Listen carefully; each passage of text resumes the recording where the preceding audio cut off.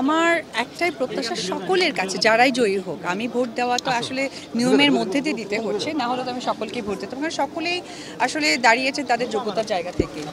কিন্তু যেহেতু একটা দায়িত্ব একজনকেই নিতে হয়, তো যারা হবেন তাদের কাছে আমার একটাই প্রত্যাশা যে অবশ্যই চলচ্চিত্র যেন এগিয়ে যায়, এই ফোকাসটা থাকে। ভালো লেগেছে, পরিবেশ অত্যন্ত ভালো, সুন্দর। আমি পিছনের কথা বলতে চাই না, আমার কাছে মনে হয় যে এখন যারা নতুনভাবে কাজ করবে তাদেরকে উদ্দীপনা দেওয়া দরকার, তাদেরকে সাহস দেওয়া দরকার, যেহেতু আমরা সকলেই এক, সকলে কেউ কারো পর না। এটা আমি শুরুতে এসে বললাম যে আসলে হয়তো সময় আছে, চলে আসবে। আজকে যেহেতু ফ্রাইডে, ঈদের পর অনেকে হয়তো বা দেশের বাড়ি গিয়েছেন, অনেকে দেশের বাইরে গিয়েছেন, সেখানেও যুক্ত হওয়ার একটা ব্যাপার থাকে। ওয়েট করি আমরা।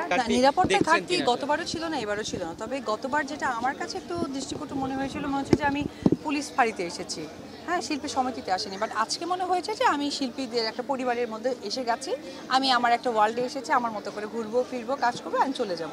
নিরাপত্তা অবশ্যই সুন্দর, এবং আজকেও নিরাপত্তার যে জায়গাটা দেখলাম সেটা আসলেই ভালো। আর বেশি ভালো লেগেছে গেটে ঢুকতেই যখন আমরা অনেক উৎসুক জনতাকে দেখলাম, যারা বারবার বলছিলেন নায়িকা দেখবে, নায়ক দেখবে, এই যে একটা পুরোনো একটা আমেজ, সত্যি অনেকদিন পর ভালো লাগলো।